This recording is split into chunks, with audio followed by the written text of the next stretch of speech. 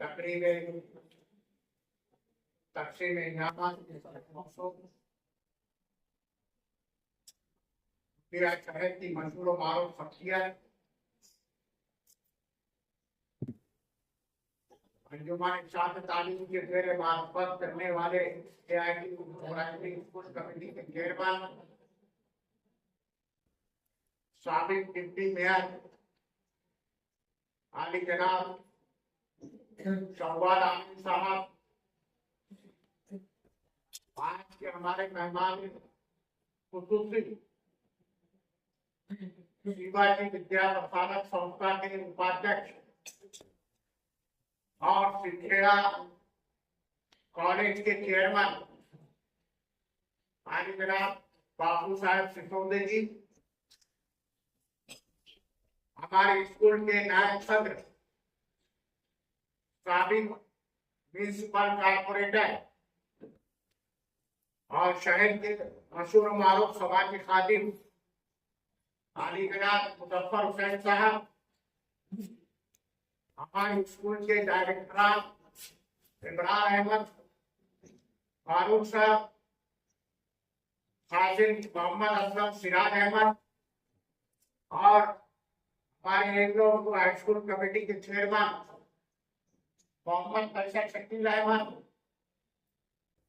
ہمارے Urdu high school کے principal مشتاق احمد صاحب، ہماری پرائمری اسکول کی پرنسپل محترمہ حلیمہ میڈم صاحبہ، سعودی کی مشہور معروف شخصیت حسن کا پٹھان صاحب، ہمارے اسکول کے سپروائزر جناب عالم خان صاحب، نیشنل ہائی اسکول کے ہیڈ ماسٹر جناب ریاض علی صاحب، اور ہمارے اسکول کے جو ابھی آج کی تقریب کی نظامت کر رہے ہیں جناب عبد الحفیظ سر صاحب، یہاں موجود ہندو ہائی اسکول کے تمام مدرس معلمات اور مختلف ہائی اسکول کے تمام ہیڈ ماسٹر اور طلباء طالبات اور ان کے سرپرست افراد، دوستوں اور ساتھیوں،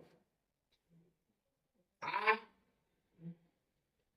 ہم نے یہ طے کیا تھا کہ ہمارے ہندو ہائی اسکول میں گئے 8 دنوں سے مختلف اسکولوں کے طلباء اور طالبات کے درمیان کھیل کود کے جو مقابلے ہوئے اس کے تقسیم انعامات کس کے ہاتھ سے رکھی جائے۔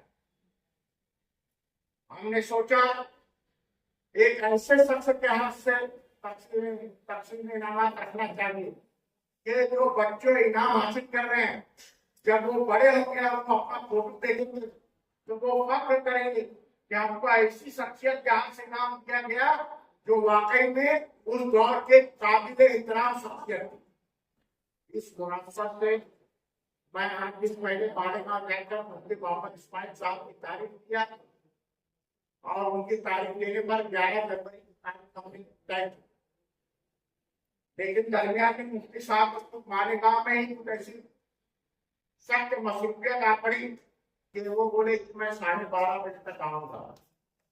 12:30 بجے تک آ گئے تو ان کے ہاتھ سے انعامات تقسیم کیے جائیں گے اور ان کی رہنمائی ہمیں حاصل ہوگی۔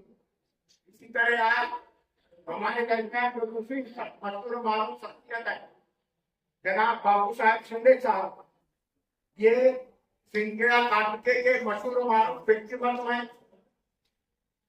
روہی داس پاٹل صاحب کے نیترتو میں شیواجی ودیا پرسارک سنستھا چلتی ہے جس کے لیے پورے تعلقے میں سینکڑوں پرائمری اسکولیں اور ہائی اسکولیں ہیں، ان کے اسٹاف میں کم سے کم 2000 سے زیادہ ٹیچر حضرات ہیں، معلم اور معلمات ہیں۔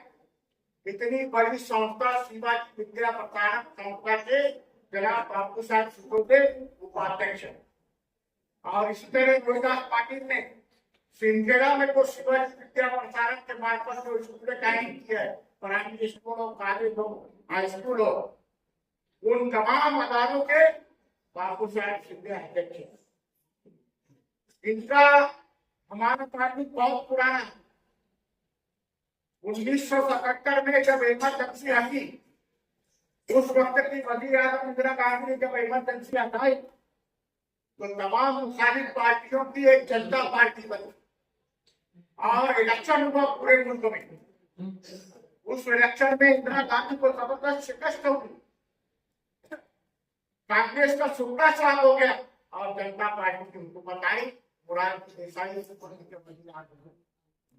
تب میں 19 سال کی عمر کا تھا, میں جنتا پارٹی میں گیا اور جنتا پارٹی کا اس وقت میں جنتا پارٹی کا جنرل سیکرٹری بنایا گیا. اور اس وقت ان کے والد صاحب مدھوکر بھاؤ صاحب سسودے سنکھیڑا سے ہمارے مہاراشٹر کے نامور منسٹر شیواجی راؤ پاٹل کو شکست دے کر وہاں سنکھیڑا کے مدھوکر بھاؤ صاحب سسودے, میرا ان کا بہت اچھا تعلق تھا اور وہ مجھے بہت مانتے تھے. 19 سال کی عمر کا نوجوان تھا. تو سومگل کے اندر مدھوکر بھاؤ صاحب نے نیہال احمد کو بلایا. اس وقت نیہال احمد مہاراشٹر کے منسٹر تھے. مدھوکر بھاؤ صاحب نے بولا کہ تمہیں سرکاری صاحب دیا کہ تمہیں مالیگاؤں تھا تو میں مالیگاؤں گیا, نیہال احمد کو ساتھ میں لے کے سومگل لایا. تو میری بھی بڑی تمنا تھی کہ منسٹر کی لال گاڑی میں یار کبھی بیٹھنے کا موقع ملا تو بڑا اچھا ہے. تو وہ اتفاق سے مدھوکر بھاؤ صاحب نے مجھے آگاہ کر دیا کہ آپ جنرل سیکرٹری جائیے, جان صاحب کو لاجے سنیے. اس وقت پی کے پاٹل, دشرتھ پاٹل, کانچی جی بھاؤ, پرہلاد پاٹل, یہ سب جنتا پارٹی کے سر. تو میں نے نیہال احمد کو لے کے سومگل آیا. سومگل میں نیہال احمد کا بہت بڑا پروگرام ہوا. ان کے والد صاحب نے ان کا شاندار استقبال کیا اور اس طرح ان کے والد کا میرا تعلق ہوا. مدھوکر بھاؤ صاحب سے پاورفل لیڈر. تو اس وقت انہوں نے شیواجی راؤ پاٹل کو ایسے ان کے صاحبزادے رہتے ہیں مدھو بابو صاحب سسودے. تو ایسی شخصیت کو ہم نے آج یاد کیا تاکہ ان کا ہمارے مسلم سماج میں تعلق ہو اور ان کے ہاتھوں سے بھی ہمارے طلباء اور طالبات کو نماز دیا جائے تاکہ ہمارے طلباء اور طالبات اس بات سے روکا پرنشت کریں. میرے دوستوں اور ساتھیوں, لوگ ہائی اسکول میں تعلیم میں دن ب دن اونچا ہونے کا ہمارے اسکول سنم ایریا میں بڑے دور پر انتہائی غریب گھرانے کے لڑکے وہاں تعلیم حاصل کرتے ہیں. ایسے غریب گھرانے کے اوپر اسکول کا ڈریس بنانے کے لیے ان کے پاس پیسہ نہیں رہتا, کتابیں اور بیاج خریدنے کے لیے ان کے پاس پیسہ نہیں رہتا. ایسے بچوں کو ہم ہر سال تعلیم کی مارفت ان کو کتاب, بیاج اور ڈریس کا انتظام کرتے ہیں تاکہ وہ بچے تعلیم کے میدان میں آئیں. سلام ایریا میں ہونے کی وجہ سے ہمارے اسکول میں انتہائی غریب گھرانے کے بچے داخلہ لیتے ہیں اور اس کو ہمارے ہائی اسکول کے تمام ٹیچر اور تعلیم دیتے ہیں. ہائی اسکول کے اندر دیگر اسکولوں کو میں برائی نہیں کرنا چاہتا, لیکن دیگر اسکولوں میں جو ہے امیر گھرانوں کے متوسط طبقے کے لڑکے آتے ہیں. نیشنل ہائی اسکول میں دیکھے تو ہمارے پاس جے شنکر گاندھی, ہزار پوری, ادھر یہ سب متوسط گھرانے کے لڑکے ہیں, ان کے لڑکے تعلیم حاصل کرتے ہیں. اور دیگر اسکول میں متوسط گھرانے کے لڑکے تعلیم حاصل کرتے ہیں جن کے پاس پیسہ وغیرہ سب کچھ ہے, وہ اپنے بچوں کو اچھی تعلیم بھی دلا سکتا ہے. ایسے لڑکے آتے ہیں. لیکن ہمارے یہاں انتہائی غریب بچے آتے ہیں, ان کو مینٹیننس کرنا, ان کو تعلیم دینا ہمارے ٹیچروں کو یہ بڑی مشکل ہے. لیکن پرائمری سے لے کے دنیا کالج تک ہائی اسکول کا تعلیمی معیار بلند ہو رہا ہے. آج ایک لوگ ہائی اسکول کا تعلیم کا معاملہ ہو, کھیل کود کا معاملہ ہو یا دیگر سوشل ایکٹیویٹیز کا معاملہ ہو, ہماری طلباء اور طالبات مختلف مقابلوں میں, چاہے تقریب کا مقابلہ ہو, چاہے کھیل کا مقابلہ ہو, مالیگاؤں, بھنڈی, جہاں اول انعام, دوسرا انعام, تیسرا انعام دے کے یہ ہمارے لوگ جو ہے یہ بڑے فخر کی بات ہے. ہمارے کالج تک 1800 بچے اور بچیاں تعلیم حاصل کر رہے ہیں. میں یہ کہنا چاہتا ہوں کہ آج ہندوستان کے حالات ہمارے مسلمانوں کے لیے نازک ہے. ایسے نازک حالات میں مسلمانوں کا جینا ہندوستان میں بہت मुश्किल बात है। आज जातिवादी शक्तियां और फिर जरा जरा से बात पर मुसलमानों को हैरान और परेशान करने का काम। अगर मुसलमानों को इस मुल्क में सर ऊंचा कर जिंदगी बसर करना है, मुसलमानों को अगर शान शौकत के साथ इस हिंदुस्तान में जिंदगी बसर करना है, तो के लिए बहुत जरूरी है। जब तक हमारे बच्चे तालीम हासिल नहीं करेंगे, वो दुनिया के किसी भी मैदान में आगे नहीं बढ़। इसलिए बच्चों की तालीम और तरबियत पर ध्यान दीजिए। बच्चे जब घर में रहते हैं तो उनके माँ बाप उनके उस्ताद होते हैं। बच्चे जब स्कूल में आते हैं तो टीचर अपना उनके उस्ताद होते हैं। दोस्तों और साथियों, मैं कहना चाहता हूँ, एक टीचर पूरी जिंदगी मेहनत करे तो वो सिर्फ मुअल्लिम रहेगा और उसके बाद रिटायर होगा। लेकिन एक टीचर किसी बच्चे पर मेहनत करता है, उसको अच्छी तालीम और तरबियत देता है, उसको अच्छे संस्कार देता है, तो वो बच्चे कोई डॉक्टर बनते हैं, कोई इंजीनियर बनते हैं, कोई रामदास बनते हैं, कोई खासदार बनते हैं, कोई मिनिस्टर बनते हैं, कोई मुख्यमंत्री बनते हैं, कोई डॉक्टर बनता है। बड़ी बड़ी पोस्टों पर जाकर हमारे गांव और मिलत के बच्चे अपनी खिदमत अंजाम देते हैं, क्योंकि उस्ताद उसको ऐसी तालीम देता है, ऐसी तरबियत करता है कि वो ऊंचे पौधे पर पहुंचकर गांव और मिलत की खिदमत अंजाम देते हैं। लेकिन हमारा एक उधर ही जाना रहता है, होने के बाद उधर रहता है, वो कुछ आगे बढ़ नहीं पाता। मेरे दोस्तों साथियों, उस्तादों की कदर करना चाहिए, उसका एहतराम करना चाहिए। माँ बाप के बाद अगर कोई एहतराम के लायक है, माँ बाप के बाद अगर कोई इज्जत के लायक है, तो उस्ताद घबराते हैं। इसलिए उस्ताद मैं कहना चाहता हूँ,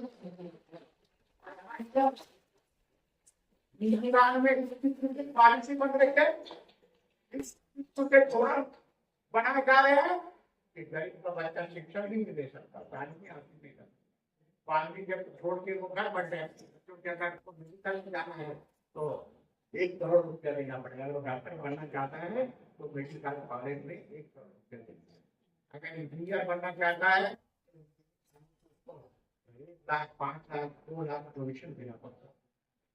तालीम नहीं लोग जा रही है, तो ऐसे माहौल में गरीब के बच्चे, चाहे वो दलित हो, चाहे वो मुसलमान हो, चाहे वो अनुसूचित जाति समाज को शिक्षण नहीं दे सकते, तालीम में आगे नहीं बढ़ सकते। इसलिए हमारी गवर्नमेंट का काम है, चाहे वो मरकजी हुकूमत हो, रियासती हुकूमत, गरीबों को शिक्षण देने में, तालीम हासिल करने में उसको आसानी पैदा करना चाहिए। बड़े अफसोस के साथ कहना पड़ रहा है कि हिंदुस्तान में आरोग्य और शिक्षण, ये 2 चीजें एकदम खराब हो चुकी है। सेहत का मामला एकदम बिगड़ चुका है। आप बड़े दवाखाने में चले जाए तो आपको ना वहाँ दवाइयाँ ठीक से मिलती है, ना आपका कोई इलाज होता है। बड़ा दवाखाना बोले तो कसाई खाना, लोगों की जबान में देखना हमारा। आज बड़े दवाखाने में सिविल अस्पताल में जाके देखेंगे तो वहाँ वो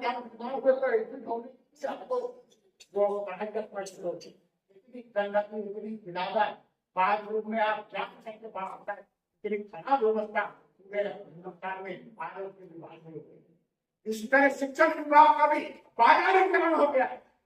अगर गरीब का बच्चा कहीं तालीम हासिल करना चाहेगा तो उसको करोड़, 1 करोड़, 5 लाख, 6 लाख, 10 लाख रुपया डोनेशन देना पड़ेगा।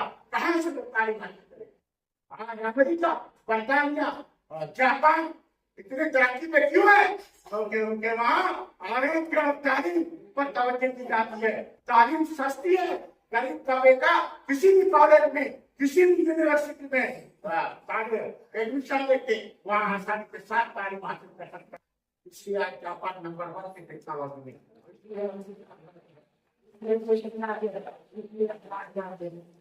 हिंदुस्तान में आरोग्य और तालीम की व्यवस्था ये सत्यानाश हो गया है।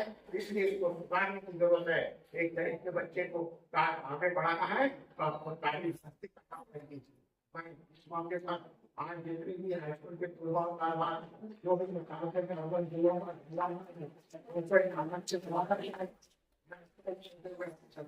करता हूँ, जय हिंद, जय भारत।